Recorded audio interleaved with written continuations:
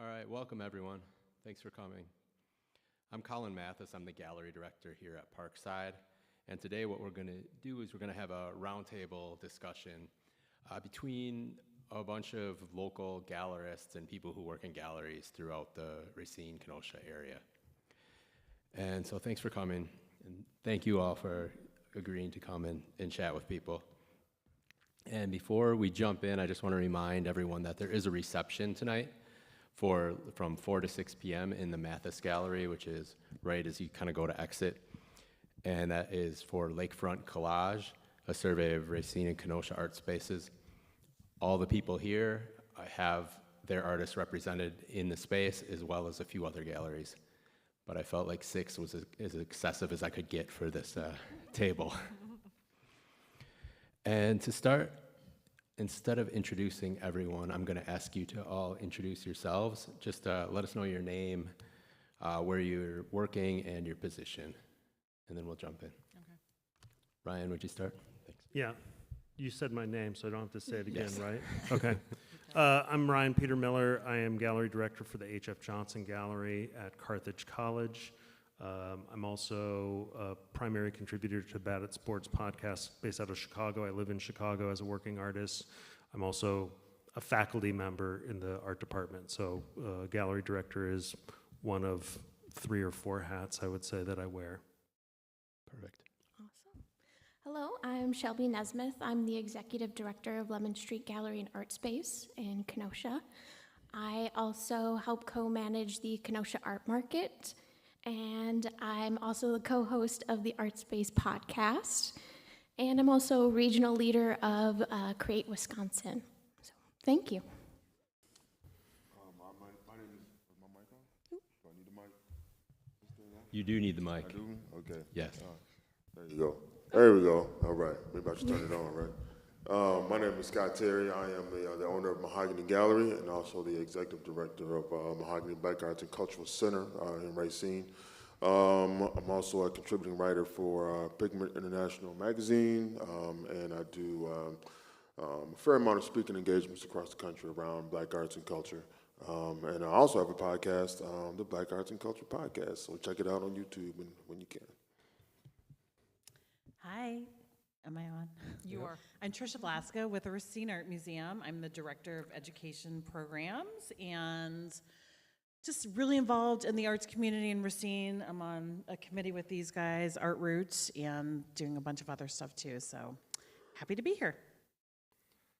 I'm Rob Osborne, part of ArtRoot, but with my wife Vera, we run OS Projects, a gallery in downtown Racine.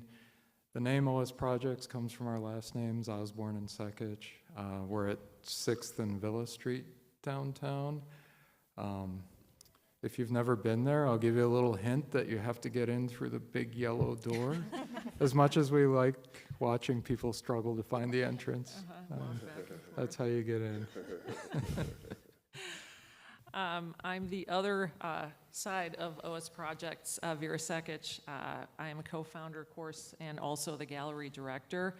I'm a visual artist myself. I show fairly regularly in the region. I'm also a contributor to New City. Just had a review published the other day, so check it out. And then I'm also a founding director of, not a founding director, a founding member of ArtRoot with these two over here. So that's me. Perfect, thank you. So we learned that everyone who works in a gallery also does multiple other things, it looks like. A lot. Rob runs a gym, by the way. Has nothing to do with art, but there it is. You go. Blue River. He's repping that today. So. Yes, join Blue River Gym. Yeah, to your point. No. No, that's right. Or working for an art museum. So to start, I'd like to ask y'all what distinguishes the Racine Kenosha art scene from others in the region and in the state? If there's something specifically unique to this area. Yeah, let's do this in honest, Colin. Anyone like to go first? You know what? I'm just going to throw something out there. I don't know about, and I don't want to be dissing like all these other communities in Wisconsin, but one of the things, I've lived in many different places. I was out on the West Coast, I was in Chicago, and spent time in those arts communities. But one of the things that I feel distinguishes the Racine Kenosha community, arts community, from a lot of the other ones is that we are really collegial and collaborative. We don't, obviously, like, there are people who have more sort of external successes than others in terms of where they're showing or the grants they're getting or the recognition, but it never feels like this kind of zero-sum game. I mean, like, everybody's in it trying to uplift everybody. So I would say that's one of the things that's really remarkable about where we are and what kind of helps us stand out. That's a great point. Perfect. Yes. Yeah. I live in Racine and then I work in Kenosha, so I get to see kind of two different perspectives, operate in Kenosha and then attend and visit in Racine. So something that I notice is that there is a lot more in terms of, I'd say, in forms of government. Racine tends to have more support in institutions and larger things like that, whereas Kenosha, it's a bunch of little guys. We're trying to like put this together and just kind of Frankenstein a community together of different perspectives. So that's just something that I've noticed. Right, we're all shaking our heads. Yeah. But I do think that there, like you're saying, with the collaborations, like, there's a lot of work going on. And Racine, just because I'm living in Racine and working in Racine, about, trying to build that infrastructure for the arts. Right. So we can go to government and to local officials and really, present our case as being such a creative economy, and that the arts drive, tourism and traffic into our downtown areas, into our spaces, and, a lot of money is spent because of this, right? So yes, I mean, I wish we could say that our local government is strongly supporting the arts in Racine, but we'll get there.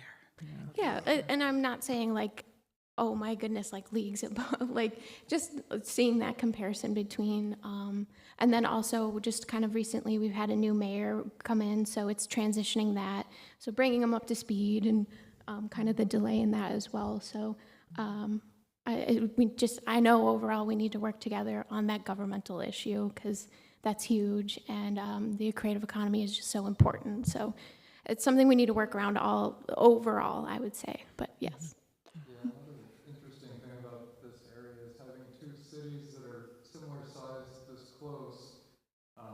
There is sort of some natural rivalry, but I think overall we've been pretty good about collaborating. I mean, we were just at an event last week for the Kenosha Racine Poets Laureate. That's been a joint program for a while, and I actually think it helps the fact that they did situate Parkside right in the middle. Right. And, yes. Like an event like this where we have people from both communities. Yeah, absolutely. It does help to have an institution like this supporting Both sides. a little more regional approach. Yep. Yeah, it's our job to bring you all together. Yep. Yeah. I would add too that even though sometimes we get sort of, we're in a bubble, so to speak, right? Here in Racine and Kenosha, and we do a lot of work individually and collaboratively, but also too, I think it's probably safe to say all of us have, some sort of national footprint or national presence in terms of, connecting with other artists, exhibit spaces. I know RAM does a lot, OS Projects does a lot. I mean, everybody does a lot. And so I think that's oftentimes maybe not seen or looked over. And so in order to gain and attract that type of, the artist and the level of, publicity, if you will, that means we have to, we've all been doing some work. So I think that's great, and collectively as arts entities. Okay. And you know what? I'm actually going to put Ryan on the spot because he's the only person up here who does not live in the Racine Kenosha area. I'm just curious to hear, Ryan, like your response to this, because you're looking at it from, the perspective of, again, someone who doesn't live here but obviously is doing a lot of work around the arts here. So What do you think distinguishes this area from others? Well, I can definitely echo the sense of community and collegiality. There's, it's the thing on campus is, like no matter how far away somebody is from the door, the person is going to hold the door open for the next person, and like I think that is less specifically about Carthage and more about the area, the region.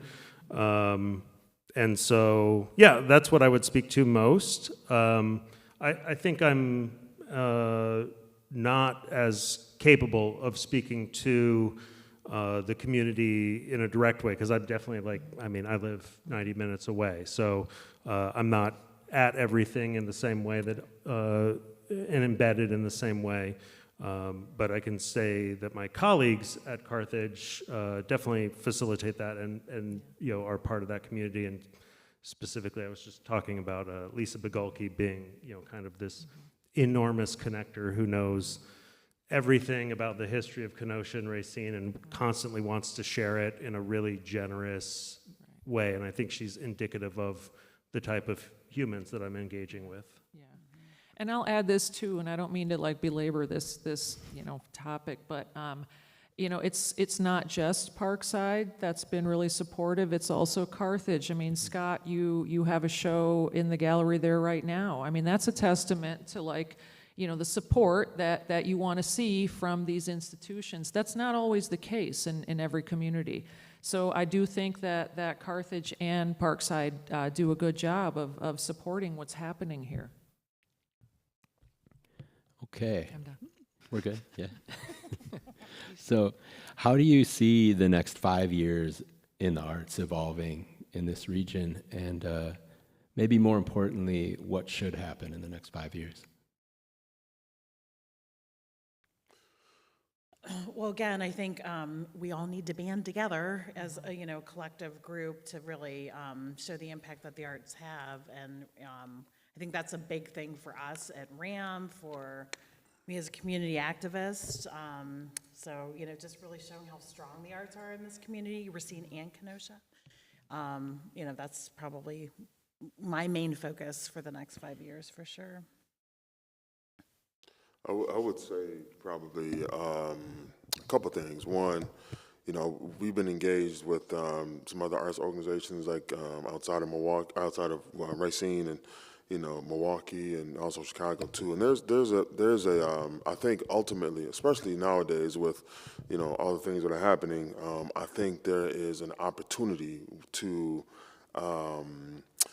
create more visibility and more collaboration with those outside of Racine and Kenosha, because we're all dealing with a lot of the same issues, a lot of the same challenges, and share some of the same successes. So there's so many organizations that I feel that can learn from what we're doing here in Racine and Kenosha, and vice versa. And oftentimes when you think about particularly Black arts and culture, it tends to, sort of the stereotype is it's if it's not in Milwaukee, it's not happening, or anything outside of Milwaukee is just not really a thing. And I think that's something that we have opportunity to kind of dispel. And there's a lot of activity here in Racine and Kenosha. So getting back to that, I think more communication and collaboration outside of our respective communities, and then also too, I think that there is, arts has always been a vehicle, a voice for people and for movements, and I think what's going to happen, and we're seeing it happening now, is that folks are coming to the arts to help, just to help in so many different ways. Mental health, communication, advocacy around social issues, a lot of things. I think you'll see probably a bigger movement around how arts can play into the fabric of our lives. Yeah, I don't know if it's going to happen, but what I would love to see happen is a more regional approach to marketing this area. I mean, we have a lot of art stuff going on here, and different institutions will try and advertise, but we have an enormous market in Chicago just south of us, and you know, we don't really market weekends going to Kenosha and Racine and doing a lot of different things and packages with some of the hotels in the two cities and stuff like that. So, you know, I'm not sure how to make it happen, but I think there's a lot of opportunity to bring people up here who don't really know about this as an arts destination. Yeah, and we know just from personal experience, it's like, you know, a lot of our artists, you know, they're from Chicago, so we get Chicago audiences, and I can't tell you how many times people have come to the gallery and they're like, wow, you know, I had no idea, never been up to Racine, right? You know, so it's like, how do you capture more of those people? I mean, they're having a positive reaction. They clearly, they want to come back. They want to partake of what's happening here. But it's like, I think our promotion strategy is real scattershot. You know, it relies on individual organizations or entities, and somehow we have to bring that together to really, you know, emphasize that there's a ton going on, and opportunities for people as patrons, as exhibitors, as performers. Like, it's like Rob said, let's take a more regional approach. And I mean region like Chicago to Milwaukee, you know, because you look at Los Angeles, it's not like just, you know, the city of or downtown or whatever. It's this broad region. So you're going to see shows in the LA area. It's like it's all over. It's like you can drive for 100 miles, and that's still part of, you're still a Los Angeles artist. Like, why can't we do that here, you know? We've kind of always called this like the creative corridor, or we're trying to call it the creative corridor. Yeah. So in between, like, you know, Chicago and Milwaukee, we have this real sweet spot that we can, you know, again, if we work together, it's a great opportunity to highlight and to bring in people from outside of this community to see what we have, which is pretty incredible. That's your goal for the next 5 years, to create that regional marketing hub, so you're not all duplicating each other's efforts, right? Yeah. Myself included. Yeah. We could all. Great community calendar. Yeah, tend to have something central. Okay. So you all work with a lot of artists. What's one thing that artists should do better, or they should learn that they don't know? You mean the local arts community, you're saying? Artists you work with, what's something they should do better? How much time we got? What? I said, how much time do we have? One thing. You all have 4 seconds. Well, I work with a lot of self-taught artists that don't go to college and everything like that. So my advice would be to work on just how you present your work, whether it's through portfolio, framing, little details like that. That's kind of like a make or break thing that you don't necessarily consider, because you're just like, oh, my piece is framed, the piece in itself is executed well, it has technical skill, but realizing that framing and that presentation is part of your artwork as well. Indeed. So. Yeah, indeed. Yeah, definitely. I get that a lot too. I would say probably 2 things if I can, Colin, and this is sort of like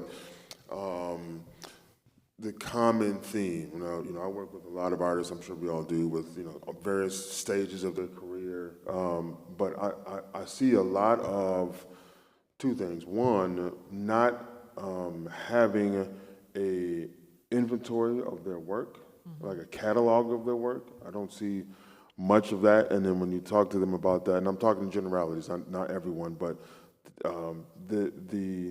there's sort of like this not understanding that, you know, you should have a catalog of your work and document your work. And if you can document some of that process, that's even better. But, you know, you should definitely know when you made this piece, the medium, you know, the title, so you have a body of work that you can,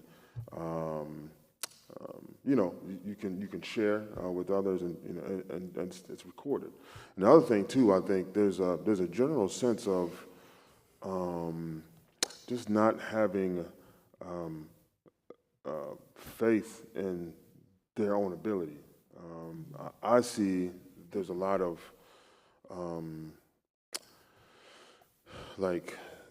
what's the word I'm looking for? not confident. Yeah, they're not confident in their work. They're not confident in their ability. It's always, it's always, that's not a good word, but there's a lot of anxiety around showing their work, presenting it to the public in some way, shape, form, or fashion, and just speaking positively about that work. And there's deeper meanings behind that. But I tell everyone that you have just as much opportunity as anyone else. And if you hone in on your craft and your practice, and learn your skill sets, get better at those. Also look at other artists who are doing similar work as you, just to know who they are and what they're doing, and how can you either emulate or add something to your style that's something they're doing. So I would say those two things. Yeah, I would also just say documentation in general, like good quality photographs of your work is important. And I mean, when we go and look at an artist, I don't personally like to look at a Instagram feed because it's typically more of a stream of consciousness. We really want to see a website because then you've had to curate your portfolio and think about what you want to produce or what you want to present.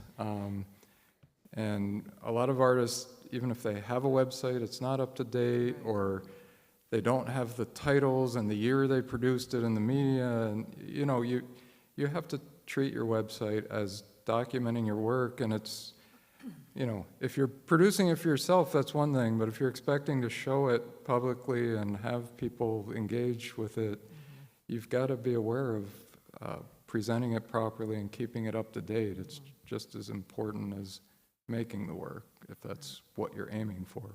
Right. Yeah, I agree too. Like, one of the things is always, I ask them, are you making it easy for people to find you? Are you making it easy for yourself to connect with where you're trying to go?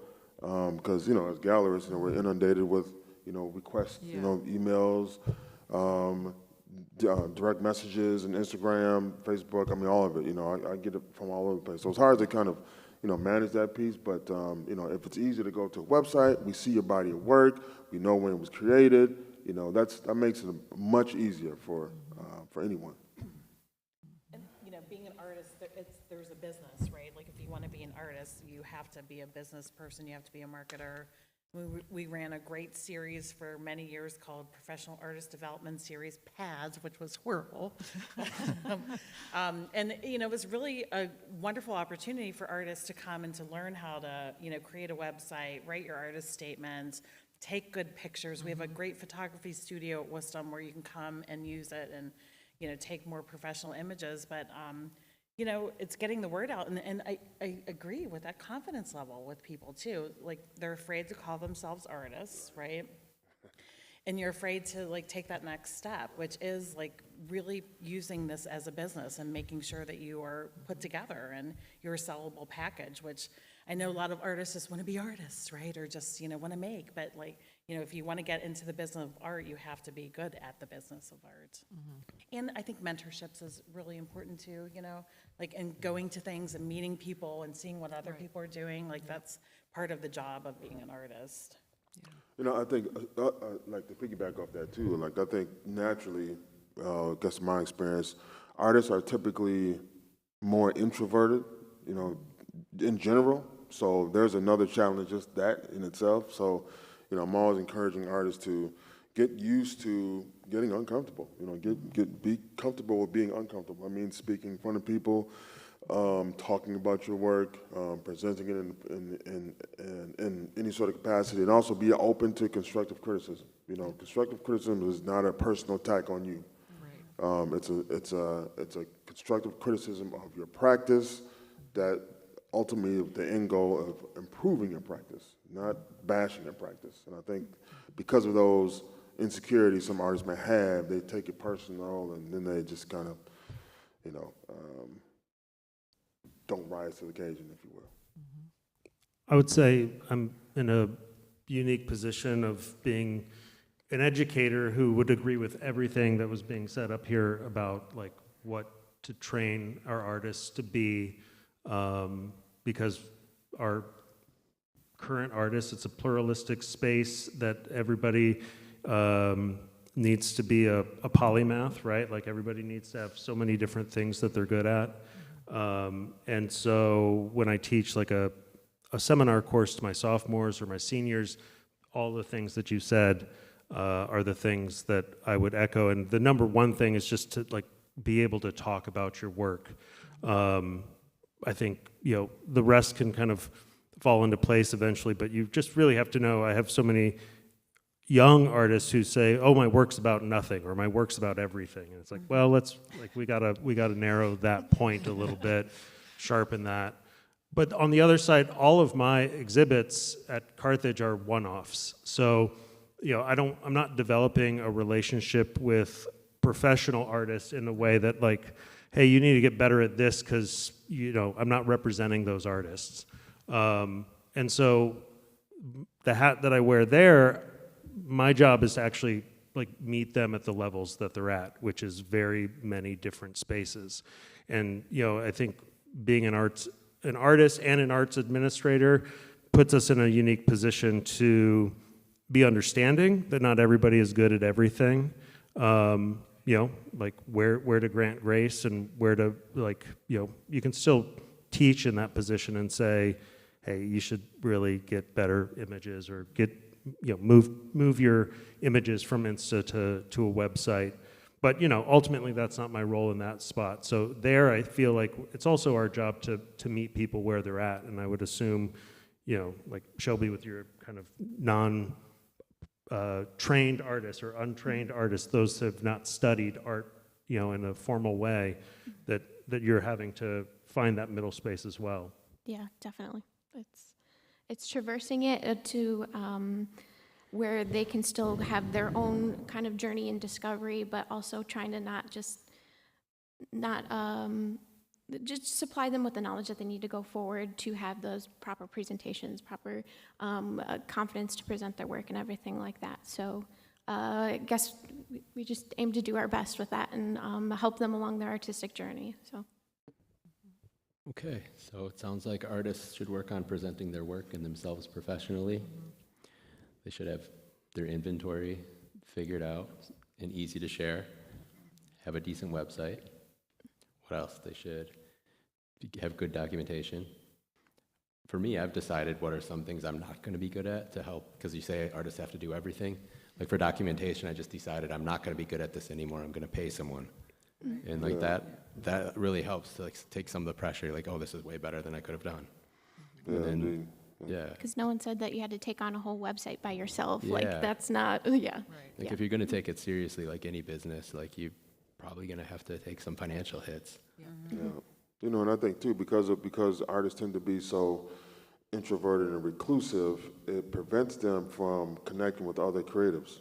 So expanding their network, seeing who are the players in your city or your local area. Go meet them, go to other shows, get familiar with other galleries and museums, and just so you increase your vocabulary and understand the lexicon of creativity practices right in your area.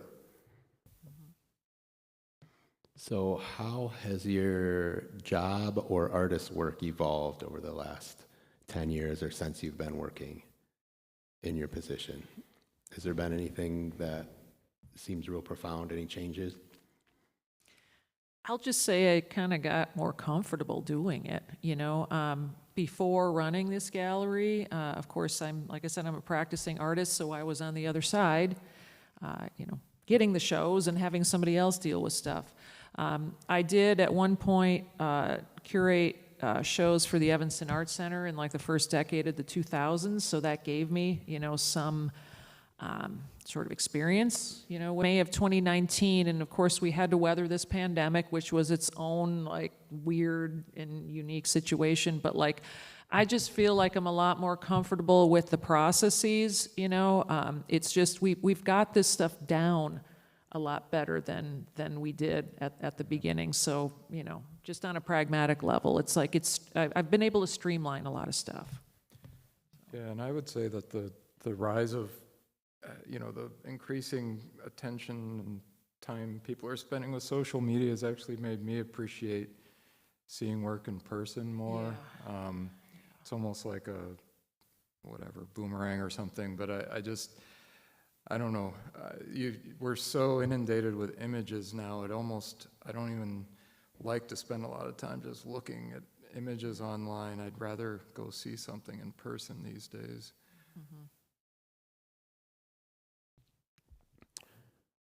I like what you said about. I mean, I've been with the museum for 30 years, but full-time for about 23 in the education department. So I think in the last 10 years, like, there's been so many changes, it's hard to even like think about what they are, but I think one of the biggest ones is, kind of me getting out of my bubble and my comfort zone a little bit, and I am an introvert actually, but having to get out there and like really meet people and like really strive to make changes and strive to make the museum really relevant in our community, I think has been like really the most important thing for me.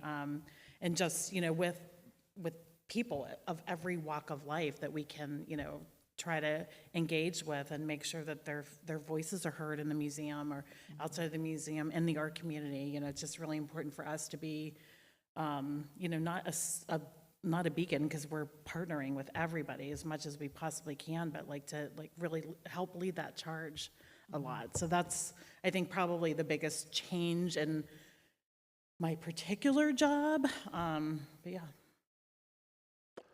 I would say, hey, you're not an introvert. I am. I know. Exactly, come on, I don't know Tricia. about that with I'm a Tricia, trained but extrovert.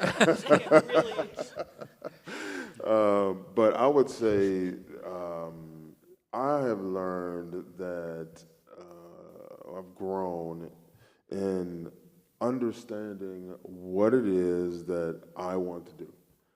What does mahogany look like? And what should mahogany be? And it took some time because like most everyone, you have a vision, you have an idea, you're passionate about it, and you just go.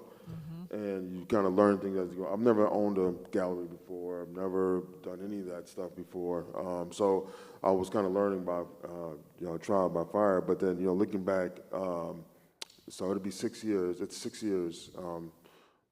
6 years. And so looking back when I first started, I also started off in, right before the pandemic. And literally opened the door in 2019, fall of 2019. And looking back, the very first show that I had at Mahogany, there was, looking back, I probably would not have, some of those artists I would not have, reached out to be a part of the show. And it's not because of their work, it was just because, now as a gallerist, I see what goes into doing what we do. And it's always helpful to, work with creatives who understand that and help you along that process, because that ultimately with you helping them, they're helping you, understanding that you're ultimately helping them too. So it's a win-win situation. And now I understand it should be a win-win partnership. It should be 50-50. So there's an expectation of the artist does X, Y, Z. And they, in turn, can expect the gallery to do X, Y, Z. And, they have to, we have to meet in the middle and, understand that, there shouldn't be too much extra strain or pressure on either side. We help each other out because we're all in this together. So I think, looking back, I've grown in understanding what it is that I would like to do and how can my skill sets and the resources with the gallery help elevate artists, and their practice. Well, I'm new. I've been in my position for 2 years, and being in these spaces, I've come to find that I'm a little younger in the age group and everything. So my personal goal is to motivate and kind of encourage younger people to be involved in these gallery spaces as well. They're welcome to be here, kind of breaking down the stigma of what a gallery space is. Everyone's welcome in this space. We're going to do our dang best to present the work the best that we can, but you can come as you are. It's not as intimidating as you think it is. So that's kind of my goal, is to get the diverse community that we have around us, inviting them in and having them represented there, because that's, I think, key to this art being a form of communication. So let's hear from everybody and make a all-encompassing space as much as possible. So that's my goal, and partnering with the community a lot. We've got some stuff that we have planned with Planned Parenthood and different art installations. So other external things in the community that are a source for others, how can we uplift that, provide art in a different sense to their mission? So how can we work in tandem with other nonprofits to uplift the community? So very much it's community, community, community. All right. Are there specific themes or mediums that you all find are gaining traction right now? Is there anything that sticks out? AI. I actually see a lot of requests for and shows around quilts, Okay. fabric work, Right. especially like, Black women quilters.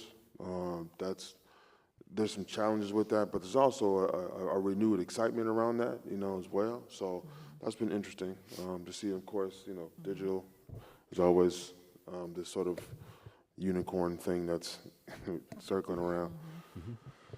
I agree. I think fibers is definitely, Yep. I think fibers has this like kind of recurring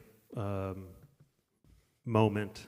I think ultimately it speaks to some kind of weird sexism our country holds, where it's like it's remembered and then it's forgotten and then it's remembered and then it's forgotten.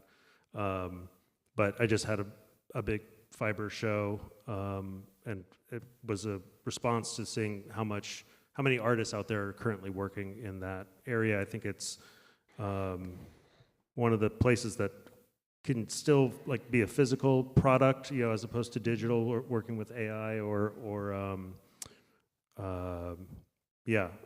virtual, augmented reality. Those types of things are also like popping off because technology's big. But as a physical medium, I think fiber has the most flexibility to keep inserting itself into new weird spaces, which is exciting for it always. Yeah, I mean, I'll like second and third that, right? I mean, that's what we're seeing too with a lot of the work that, I mean, not just the work that we're showing, but the work that's being brought to our attention, and even just this last review I wrote of a Chicago artist, Holly Holmes. She's making these tufted wall hangings, okay? I mean, they're literally rugs that she's putting on the, on the walls and the floors and stuff. So yeah, you're seeing that all over. It's like fiber, fiber, fiber. It just keeps coming back. So I did the Harlem Fine Art Show last year, which was our first show in New York that we ever did, and it was really interesting because there were probably about I don't know, maybe there were like fine artists there, like individual artists had booths in another section of the hall, and then there was a collective of galleries all over the country that were there too. So what I noticed was that Mahogany was the only gallery that had a strong presence of fabric work, and I was intentional about that, and I realized that I was the only one there that had that. And when patrons came to the booth, they also noticed that too, and so I thought that was pretty interesting that there was this energy and passion around fiber art, and the fact that that wasn't really represented in the in the show. So I thought that was really interesting. I would also say one thing that's been coming up a lot, and a lot for us, is like really accessible arts too, So we're doing a show this summer about touchy-feely, sensory-based art. So I think that's a big thing that will be trending and coming out more, hopefully, because we want to make sure art's accessible for everybody. Were you the only Midwestern exhibitor? At the Harlem Show? Yeah. Let me see. Yeah, I was. I wonder if that played into it a little bit. Could be. Possibly. Yeah, that's a good point. At Lemon Street, I've seen an uptick in just functional artwork. I know that word, all art has its function and purpose and everything. Like, it's important and we have it, but like things like ceramic mugs or bowls or anything like that, I've seen an increase in those because just financially with how things are, people are more willing to invest in something that they have kind of a dual purpose for. So it's like a way to stretch the dollar kind of situation of, yes, I can have this nice mug and I can drink out of it and interact with it a little bit more. So we've seen an uptick in that, as well as like scarves, because they can wear it, have another purpose for it. So more, functional items like that. Great. So I think we're going to see more with the way that the Trump administration is affecting the economy, not in the ways that were promised. I think we're going to see the market for art contract, and I think we're going to see it become a lot more traditional as well. So I mean, I'm not seeing it immediately yet, but I think we're going to see more figuration, more representation. I think that's going to be just a thing because the average public does not understand contemporary art for the most part. That goes, that's not their fault. We've kind of left them behind in a lot of ways. But they can understand a person and what a painting is. So I think we're going to see that, would be a prediction.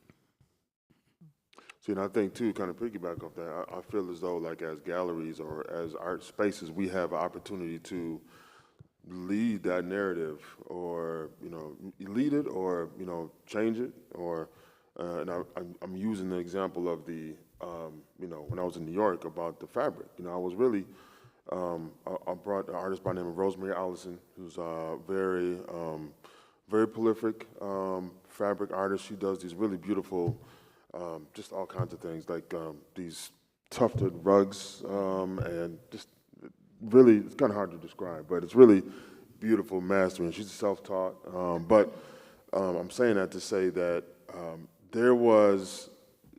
we have opportunities to present things to people that may not have opportunity to see it and engage with it and interact with it. And so I think that's one thing that we have, opportunities to do and, lead the charge with that and, change the conversation or add to the conversation about what is, what is art, Okay. So for students and also the general public, I think they're all very welcome to come by your galleries and your spaces all the time and participate. And is there anything else that any of you all have that might be an opportunity specific for a student to do or to consider to in some way to get involved with the gallery through like internships or classes or anything like that? Tricia, that's right up You your don't have alley. to have something. Well, we have internships at RAM. I often hire the interns on, or we hire students for like general museum assistant jobs, but there's always opportunity. There's, opportunity to exhibit. We have regional, statewide exhibitions that people can, put their work up for. So yeah, there's a lot of volunteering. Students should be volunteering as much as they can. I know, it's not always easy when you're in school and you probably need a job too, but that does, put the foot in the door and gets you noticed often. But yeah, there's lots of opportunities. You can find it all on our website or email me. And same over here, a lot of volunteer opportunities with Lemon Street. We do a lot of community events that need help staffing, booths and stuff like that. Our clay studio, our public clay studio, we'd love to have a volunteer down there, help us clean up, keep things orderly. So yeah, there's a lot of opportunities to volunteer as well as classes. So if you wanna dive into kind of more of a niche thing, go right ahead. We're here for you to explore that. So yeah, volunteer classes, all on our website. So, and we have opportunities as well. So on the Black Arts Culture side, which is nonprofit, we have opportunities for What we do with the Black Arts Cultural Center is three things: the preservation, research, and exhibition of Racine County and Kenosha County local Black history. So it's basically like a repository for historical information about Black history in Racine and Kenosha. So we're in the midst of an oral histories project, so there's opportunities there for production, video production, editing, graphic design, and also our outreach initiative. So there's opportunities there too. And then also too, I think with the gallery piece, we might be a little bit different in the sense of, so I also curate shows outside of the physical space. So, there's private businesses where a lot of our artwork is, that the artists that I work with, they're there in those spaces. Also down at the library, and I'm really fortunate this is the first time where we actually have a show, have artists and the work in the shows here at Parkside and at Carthage at the same time. So shout out to Carthage for help, and Parkside too for helping with that. So there is typically, there's more than one exhibit or show happening at the same time as far as, what I do, so. Yeah, I was going to say, we don't have volunteer opportunities, but, maybe it's obvious, but we have a gallery that students can come see work in live, and, we all represent spaces that has work available. And I'll go back to what I was saying, a lot of young people feel like they can see art by scrolling through the stuff on their phone, and there's no substitute for seeing stuff in person and just going out and experiencing art face to face, and so I would say that's a big opportunity here to have so many options locally to get out and see stuff. Yeah, and this goes back to the point that several other panelists were making, which is like relationships. I think, Scott, you were talking about this. Relationships are so important.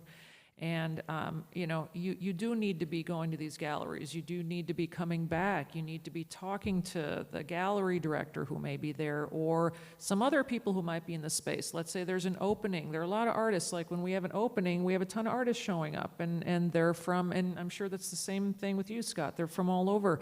Come in, meet the artists. We're happy to introduce people. And I think that's like a really important aspect of your practice, like just getting out there and making these connections, because your artwork, I mean, you may be creating that work in isolation, but it's not going to get out there. It's not going to communicate without this network of people.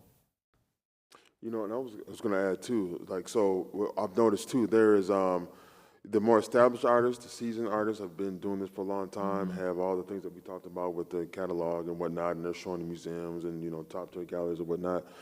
There's sort of it's kind of like the younger artists or emerging artists tend to be intimidated by them. But the reality is that, and I get that, but the reality is that, my experience, all these artists they're just like you and I. They just some have been in the game for much longer, and they just have more opportunities. But that doesn't make them, quote unquote, better than you, or it doesn't make them, anything other than you're both artists. So I'm saying that to say, reach out to them, send them an email, call them. Most of the time, in my experience, 95% of the time, they will, communicate with you and get back to you and have some conversation with you. Just generally speaking. So, I have a good friend of mine, Della Wales. She's shown all over the world, and she's a very prolific fabric artist. And for those who don't know her, she can be kind of intimidating. But once you get to know her, she'll give you the sweater off her back. That's just how she is. But and you'll see her work all over the world. But most artists, in my experience, are established artists, career artists are like that. Yeah, exactly. Yeah. So let's see, we'll do one more quick question and then go to question and answer. How do you measure success for your gallery? To me, it seems hard to quantify, and there's no clear metric. Is there any milestones or anything that you track to do that, or is it just you keep going? Keep going. Lights on equals success? It's a good question, Colin. It's a tough one. I'm not going to answer it right Okay. now, but I'm going to tell you it's a good question. All right. I mean, attendance is always, people attending programs or coming to the museum, visitors. I mean, that's always something we track. We track where people are coming from, how they might hear about it. So I think, for us, we're always looking for grants and funding, and, those are the kind of measurables we have to prove to people all the time, so. And, just surveys and seeing what people liked, with every class we have a, little evaluation for it, and I actually do read them and, see what people want and what they liked and what they don't like, and, for some of our programs, we do evaluations too, so, that's kind of the business of being in a museum and programs, and it's always, doesn't always feel good to have to ask all these things all the time or track them. It's a lot of work, but it's necessary. I'll say this, like from a show to show and artist to artist perspective. I mean, we've talked about this, Rob, and we've talked to artists as well. I mean, we've said this to artists as well. We want to run a real artist-centric space, and for us, I think for a show to be successful, like I want to put a show up that an artist is proud of. When she or he walks into this space, it's like I want them to feel like they're really proud of this show, of the presentation of the work. So I guess like on that level, I mean, we define success by how the artist feels about what just got presented. Yeah, indeed.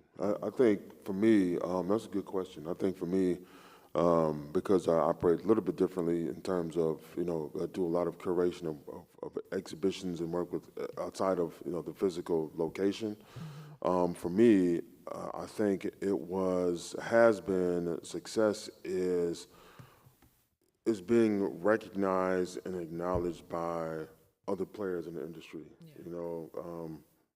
locally, statewide, and, regionally, and, ultimately like nationally. And I think, slowly that has come in the 6 years I've been, established. So, and that just takes work. I mean, you know how that goes. It just takes work. I mean, there's no shortcut, in any capacity. You just have to make the connections. You have to reach out, be visible, and also support. You can't expect to receive if you're not giving. So I just really swear by that, and I think that's, my measure of success is being able to be seen and heard and visible, which creates any opportunity for Mahogany is opportunity for artists. How do you measure success, Colin? It's a struggle. It's hard to. Yeah. I don't have a clear answer. I think you and I have That's the why I'm most asking. similarly structured institutions up here. I mean, we're all kind of doing like similar things, but definitely like uniquely different things. So, have you figured it out? I'm looking for answers. Yeah, I was thinking you want to cheat off of us. Is that what's? I mean, I think the level of community engagement, as you see that increasing, that's definitely success. As you bring in more and more artists, even outside the region, become aware of the space, that's a measure of success for me. Walking through and explaining the work to students, sometimes that can be success.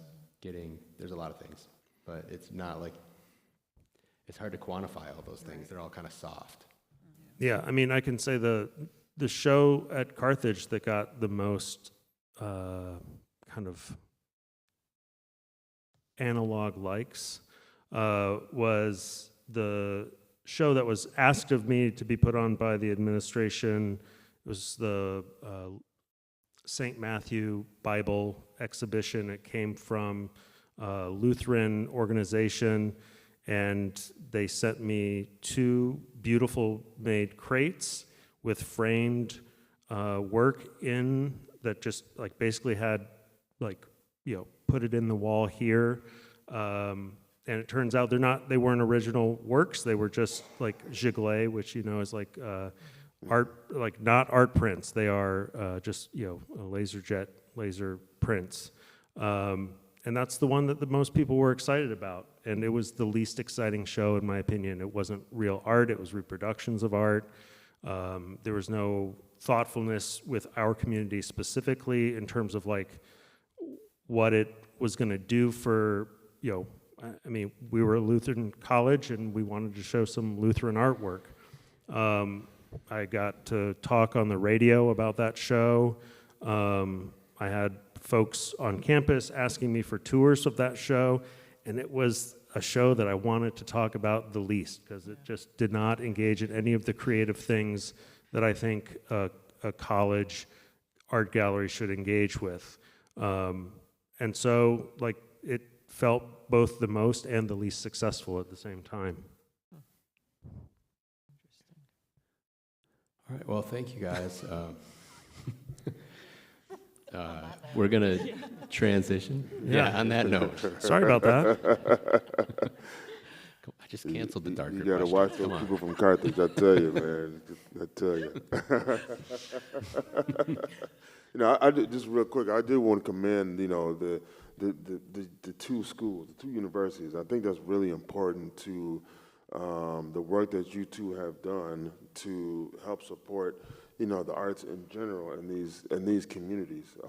And you know, you two do things just a little slightly different, but it's the same umbrella. And I think that work with the universities is really key to spreading that narrative about how the arts can be impactful.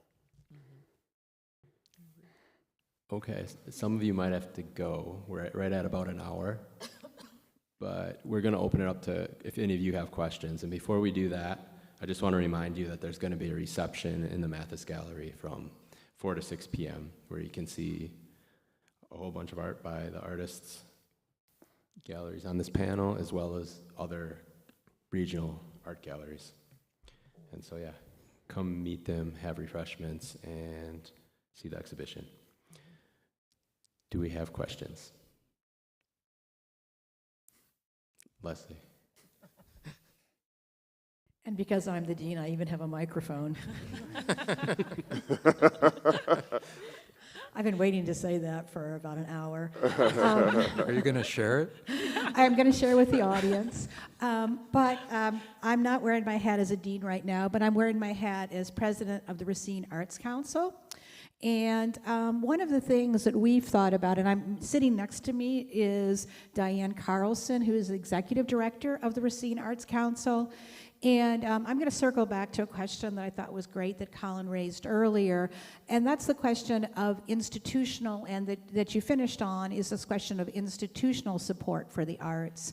And I think one of the things that's come up, and I would just like to float out there for the community of Racine and Kenosha, and I also going to put in a plug for us. We've done 2 exhibits called Racine, Kenosha Together, Racine, Kenosha Together Again. And I'm sure we're going to have the second iteration of Again next year. But one of the things that we've wondered about in the Racine Arts Council is, should we expand to the Racine Kenosha Arts Council? Right? I mean, that's one of the things, and Diane's looking at me skeptically because we're hosting on the 22nd a big fundraiser, and we've got plenty to do right now. But I was early on in my tenure here at Parkside, I was part of the Kenosha Commission on the Arts, which was sunset by the mayor at the time of Kenosha, and just what kind of institutional support could bring the 2 cities together. And since we've got the, is there a space? Is there an institutional need to expand, an arts council, but an arts council for southeastern Wisconsin, an arts council for, can the arts council expand beyond? I mean, because we've been here for over 50 years. We're the first arts council of southeastern Wisconsin, or of Wisconsin, right? But, is it time to stretch our wings and include another county? Question mark. I love that idea. I mean, I think, again, the bigger we are, the stronger we are, right? And again, that whole creative corridor which, these beautiful two colleges and campuses are part of, it makes a lot of sense to me. And it sounds pretty impressive if you say the, Southeastern Wisconsin Arts Council or whatever it is that you want to call it. Diane's about right, like shooting me daggers. She's going to blow on. But I mean, I think there's a lot of here. merit to that if you have, the support and, obviously financial support, that's where it comes down to, right? And a good board that's, helping you bring this along, so it's not just on Diane's shoulders, but it sounds like it would make a lot of sense to me. Yeah, I think it's an opportunity worth exploring. I mean, definitely. I mean, more, there's good and typically there's good in more than less. And I think I've always felt there should be an overarching entity that that connects as a convener for all of the arts. I know we did this with that session down with the Wing Spread and found out there's over like 20 arts organizations in Racine County alone. So I don't know what that number is in Kenosha County, but I think there's power in numbers, and I feel as though if there was an entity that could convene the arts organizations and entities and businesses, it would be an organization like, the Arts Council. Yeah, definitely agree. I always kind of reference a time when we had Get Behind the Arts and how that was just a beautiful thing that was just so mutually understood of like, hey, we're going to visit your place and then you're going to visit mine. And it was such a great partnership and a bridge between those two things. So if we could strengthen that or rebuild that or move in that direction, I think it'd be very beneficial. And like what's been said here, the more the merrier when it comes to this kind of situation, I feel. So. Yeah, I feel like it's partly a question of what the goal of an arts council is really, and if your main goal is to be a re-granting and somebody offer fiscal receiver services, things like that, it would probably make sense to be more regional. But there are other things some arts councils do that are more geographically focused, and that may make it harder to achieve those things. So I feel like it's not exactly clear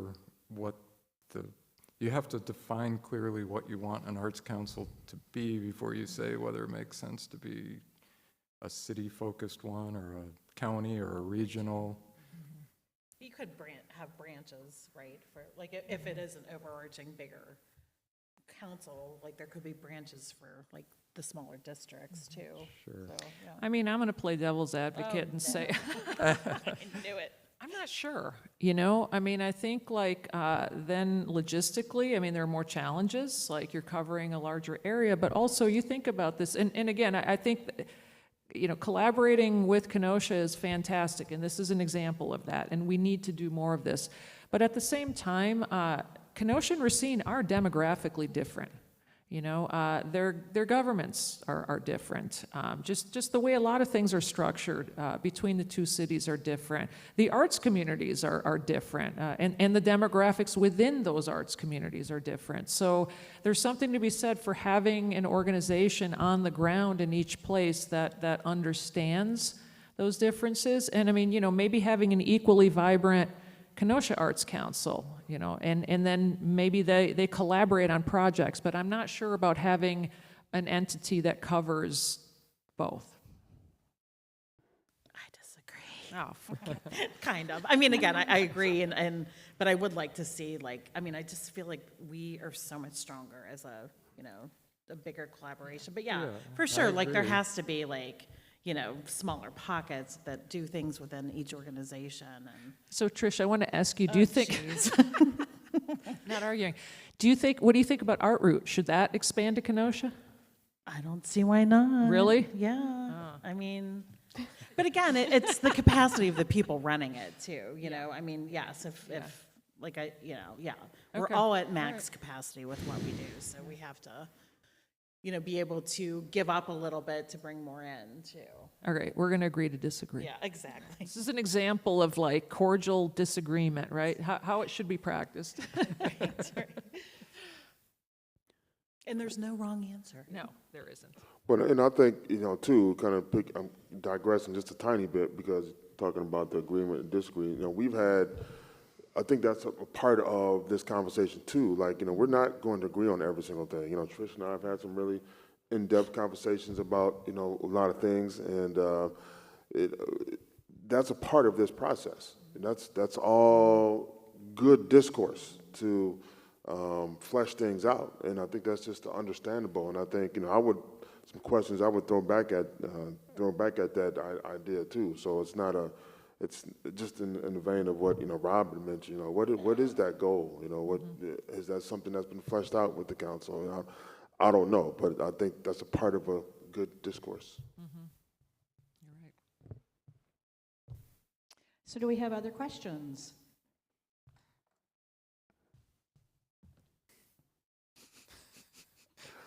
I think.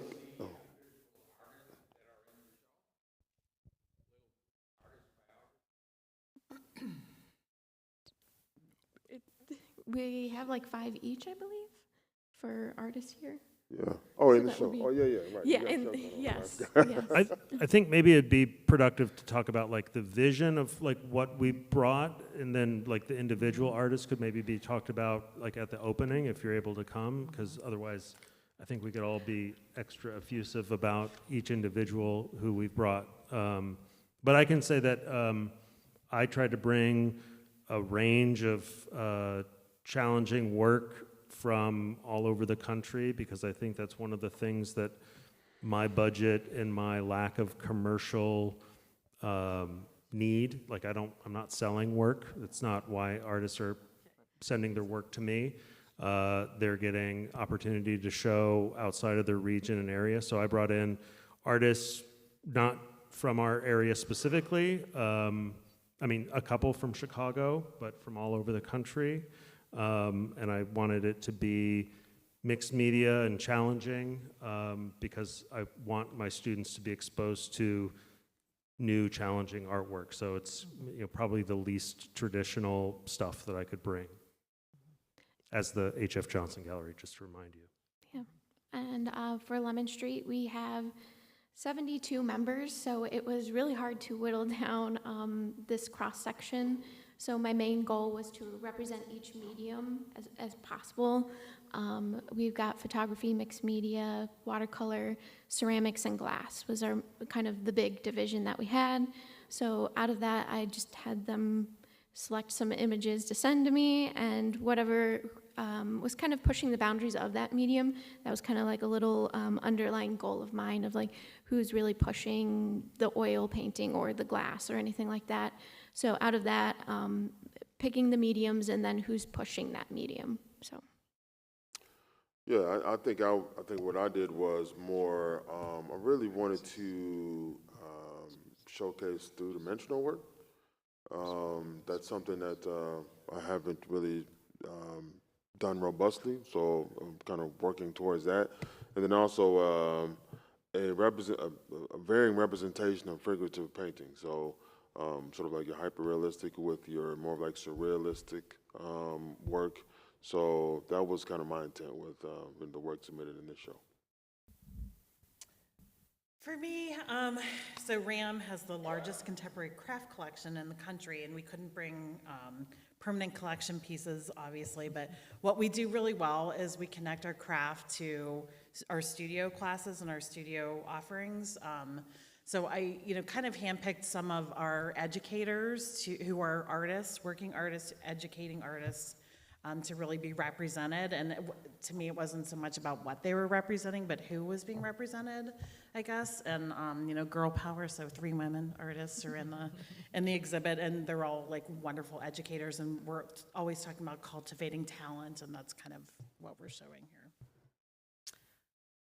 So we have 5 artists in the show, one of whom is in the audience. But I won't make you stand up. Christine Forney, her photo is the one that is representing the show, that artwork. So on a personal level, I chose these 5 because they're really awesome people, and they're just fantastic to work with, through this whole like experience of putting this show together. But also, you know, our gallery shows a range of media, right? Everything from painting, printmaking, photography, installation, sculpture, whatever it is. Basically anything besides video or time-based media, because we just don't have the setup for it. And that's the reason we don't do it. But there are through lines, or there are some things that our artists share. And one I'd say is this relentless curiosity, you know, about the world around them. If you look at their practice, it kind of vibrates with that. Another thing is that we are really excited about artists who experiment, or that they spend a long time experimenting with their materials and their processes. So the work you're seeing perhaps 5 years ago is not necessarily the work you're seeing today, nor will it be the type of work you're seeing 5 years, you know, from now. And then finally, everybody really is committed to a high level of craft and execution. So I feel strongly that the 5 people we have at Parkside really represent those key traits. And I think there's some other stuff. I was just going to say, we also, when we put up an exhibit, it's always a kind of collaborative process with the artist and partly they're responding to the space and we're helping sort of think about how to respond to the space. And you know, that's part of curating an exhibition in a specific space. And so for the Mathis Gallery, another thing we were thinking about was just that space. It would be really nice to have some large hanging works as well. So vertical works. Yeah, strongly vertical. And so that was another thing we took into account with our choices. Yeah. And I bet you loved hanging some of that stuff. Colin, didn't you? Difficult. Yeah, we're just trying to make his life difficult. Yeah, exactly. Make it miserable. And the most nerve-wracking at times, but it worked out. Do we have any other questions?